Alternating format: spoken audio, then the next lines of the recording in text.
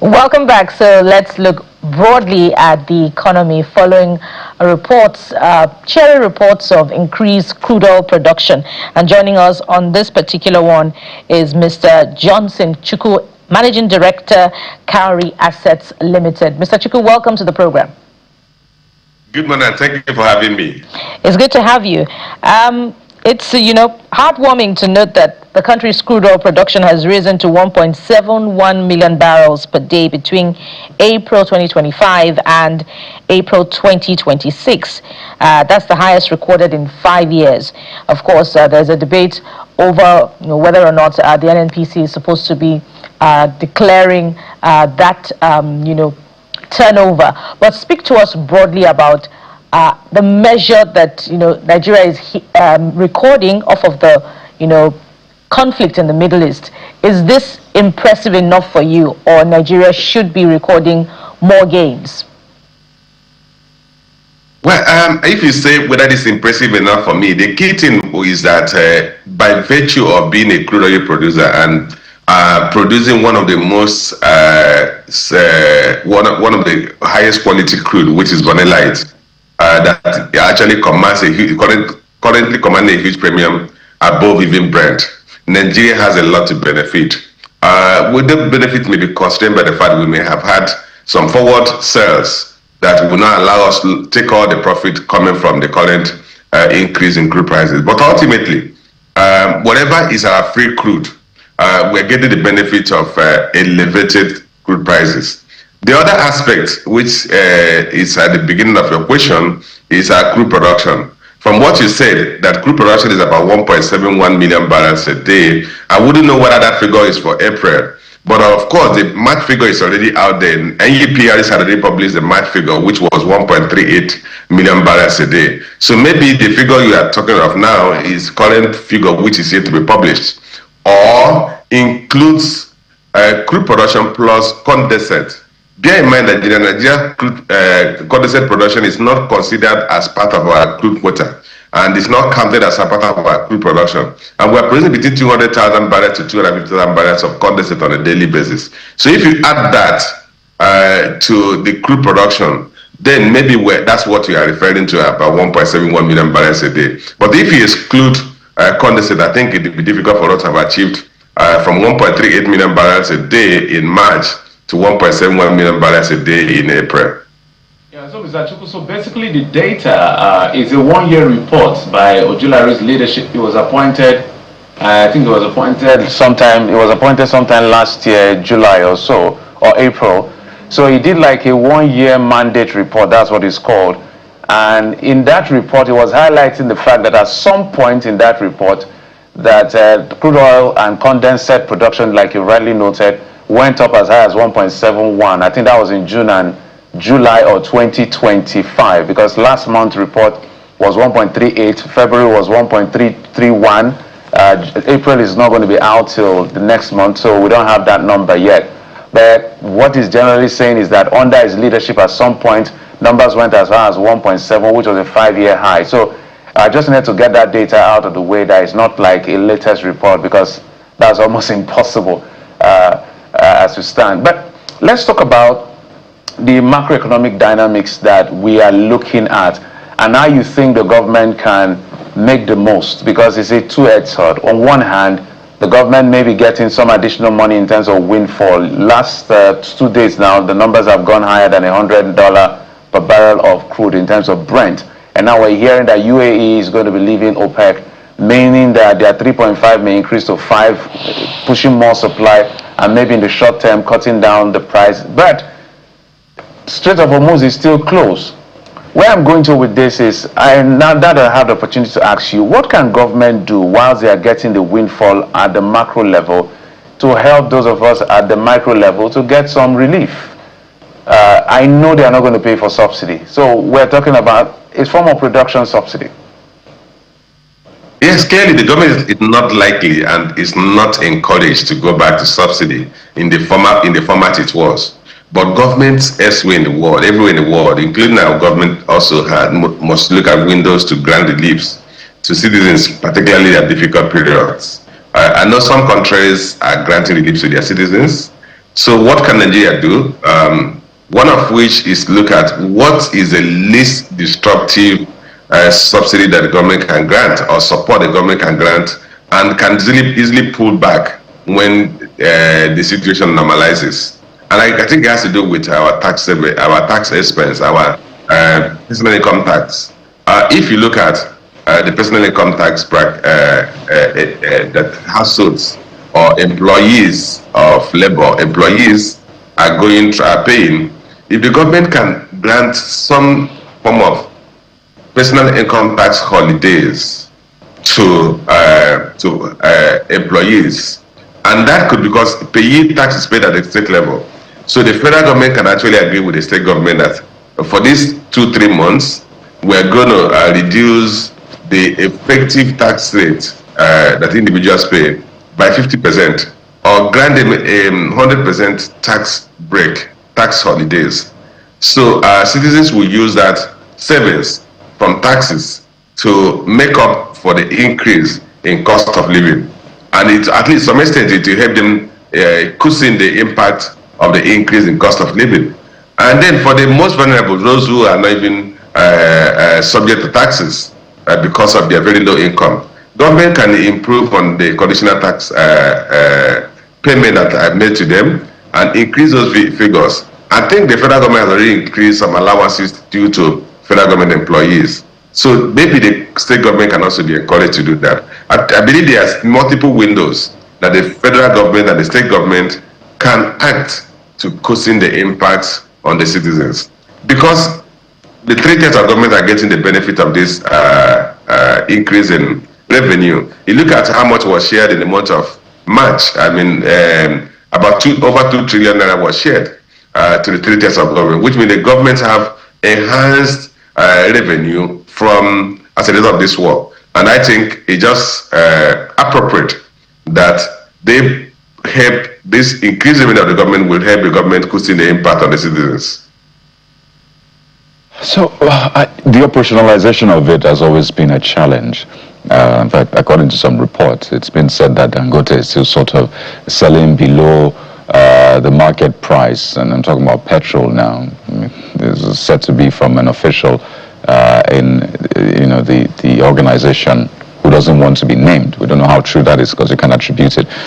So the point is, how do we properly operationalize it? Because we're getting to the electioneering season, where we will see what I believe is called election-induced inflation, because the politicians will come out. I mean, they're purchasing nomination forms for 100 million naira now. There's going to be a lot more money in the system. So we need to brace up for inflation, but more importantly, the government also needs to be very proactive in ensuring that the inflation doesn't bite us hard. So if you could give a few bullet points as to what must be done and give them a time frame so we don't have a bigger disaster on our hands, Mr. Chukwu, what will those bullet points be specifically? Yeah.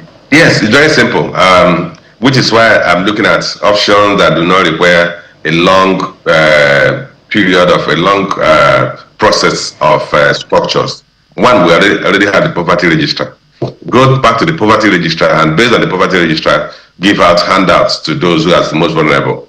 Then you have the personal income tax payment that people are making. I mean, each company submit their personal income tax returns to their the state government's revenue agency, and so you have that record. So all you just need is say, look, for the month of May, do not deduct, and then it doesn't require any process. These are simple things that can be achieved by simple directives from government. Don't deduct for the month of May until we ask you to resume deductions. Just the way they come up with the Fiscal Act and change the tax rules or tax regulations. So I think it's a very straightforward thing. It doesn't require a long process. But on the issue of increased government expenditure, well, it is not going to come from how much politicians pay to purchase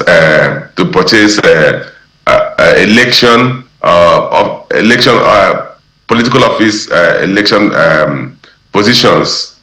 But what matters is the amount they're going to spend in their campaign trail. naturally we see a lot of expenditure going on. I was expecting that by now we would have even seen the state government and the federal government become a lot more loose in their expenditure, but we've not seen that. But ultimately, you're going to see some level of looseness in expenditure. And that's where the liquidity flow will come from. That's where the inflationary pressure will come from. But today, we're dealing with a stronger externally induced inflationary pressure, which is coming from increase in energy costs globally, which has affected increase in fuel price. I was looking at fuel prices in February. Fuel prices at the depot was about 808 naira. At the depot yesterday, it was about 1,257, 255 naira. So you can see the jump in that, and that is affecting your household income and your disposable income as well as your purchasing power. So help us understand this. I don't know if you've thought about it. The windfall that we're getting now, the removal of subsidy, which means there's more money to go around, right? Since you're no more paying for subsidy.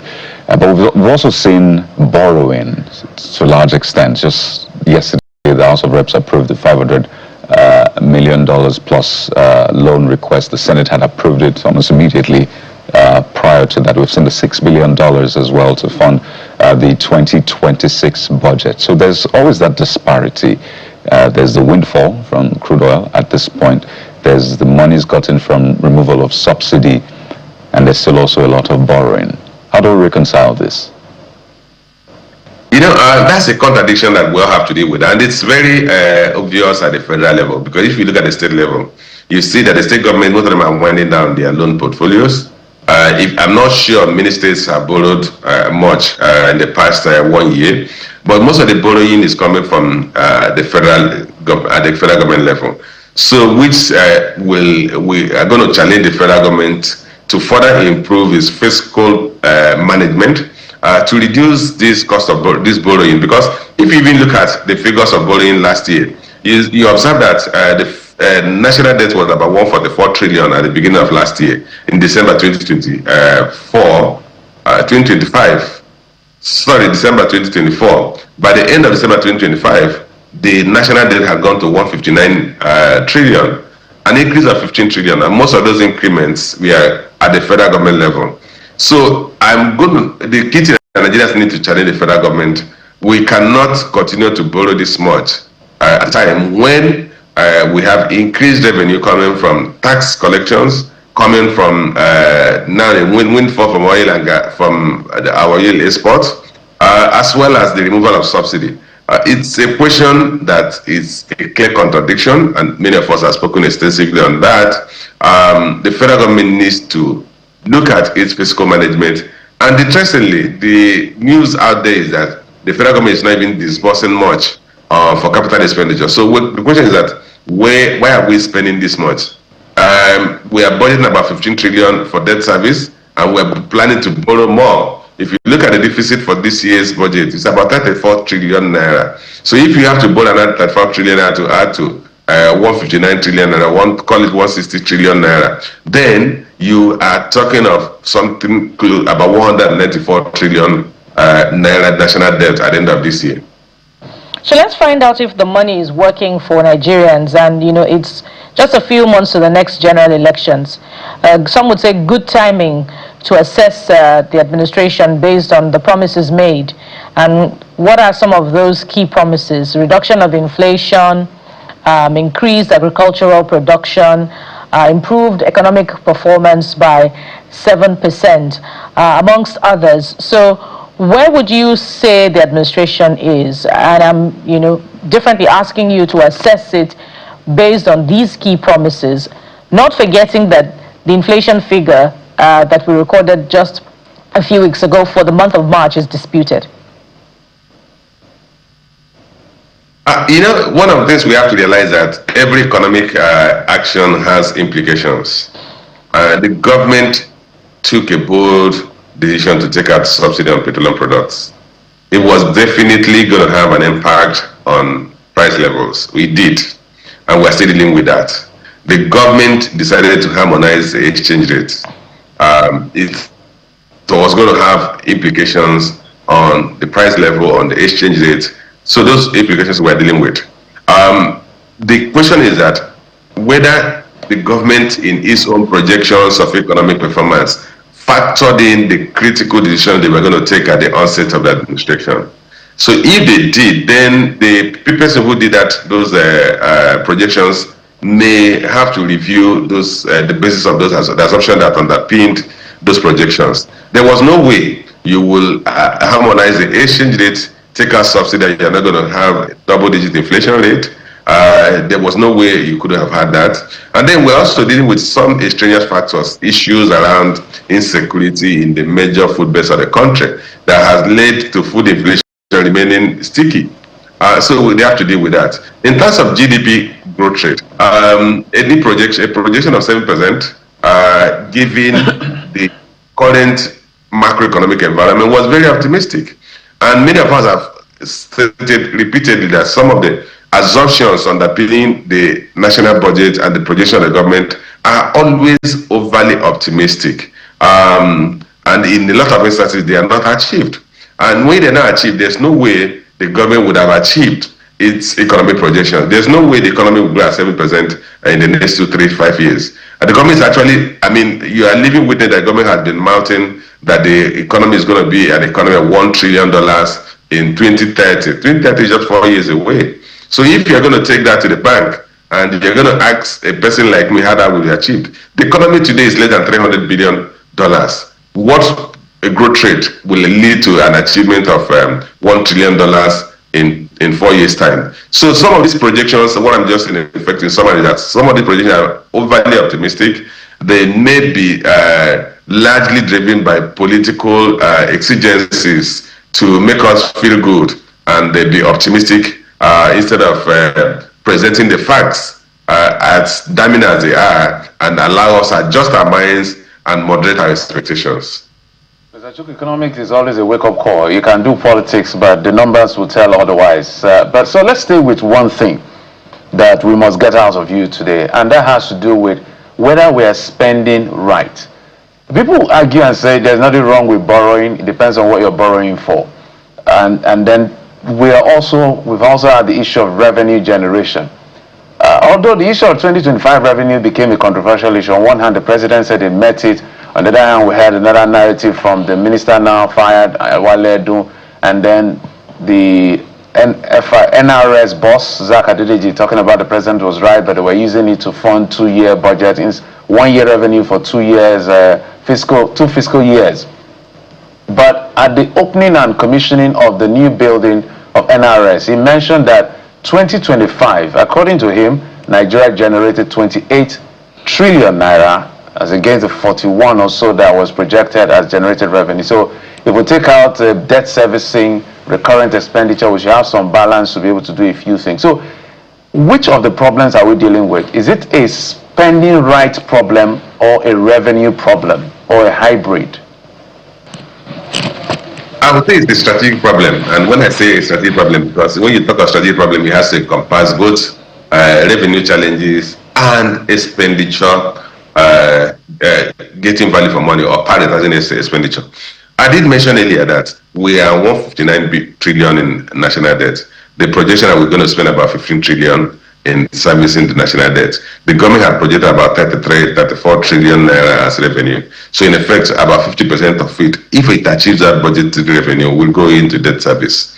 And then you want to increase further your borrowing to about 34 trillion, which will mean that your debt service will grow from the current 15 trillion to in the region of 20-25 trillion. If that happens, then you are basically going to use the entire revenue to service debt. So what I say is a strategic issue is that must government continue to fund infrastructure, particularly infrastructure that can be commercially viable from a budgetary allocation? The answer is no. We do not, and we're not likely going to have the the revenue profile that will support massive capital investment in this country from government. So we need to retool or re-strategize on how we want to fund infrastructure.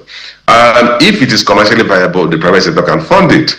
And I think that's where the government has to change its approach. Otherwise, we're going to be building debt, continue to borrow, and then we're not scratching the surface. We're not moving the needle, because if you look at what has government spent money on, it's basically what we may call non-discretionary expenses. He's paying salaries of workers, and then he's paying debt service. If you add the amount the government is paying as overhead and debt service, it's higher than the total revenue the government is generating. So every kobo that we spend on capital expenditure is borrowed. So if that be the case, why don't we bring in private sector to build the commercially viable infrastructure and then leave the government with only social infrastructure that do not have commercial value but have social value? I'll give you an instance. Previously, the government was funding telecommunication infrastructure. The NITEL was a subsidiary of government. Government was funding telecommunication infrastructure, building the towers and all those things. What happened? We ended up with 45,000 active lines. And then the government pulled back, came up with a proper regulation, and handed over that process to the private sector. Within the time of the licensing, government raised $285 million times 3, over $1 billion from the licensing of the telecommunication businesses. And subsequently, these companies invested in infrastructure. Today, almost everybody has a line. Almost the country is covered, the country is covered.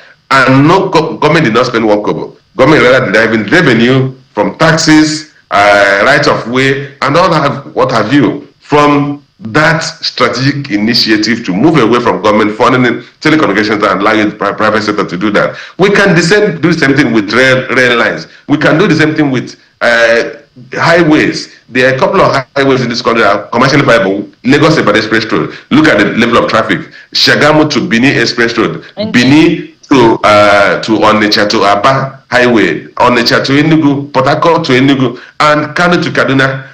All these are major arterial routes that if you allow private sector, if you consider the private sector and allow private sector, government will save the burden of using revenue from budget to fund it, which is not able to do effectively. And then we will still build the infrastructure, and government does not need to borrow. And that also have to be in mind that in terms of getting value for money, the private sector is light years ahead of the Nigerian government in getting value for money. Yeah. So what the private sector will achieve within a limited economic financial resources and a short execution time, the public sector will spend a lot more and longer execution time. So the key thing for me is that we need to review our strategy of funding capital projects. Yeah. And in relation to that, some would recall the tax to credit policy of the former regime, in which the private sector handled some rehabilitation work on major roads in the country. But that would be a fine place to anchor the conversation, and thank you very much. Mr. Johnson Chukwu is the MD Carry Assets Limited. Thank you for coming on the program. Thank you for having me.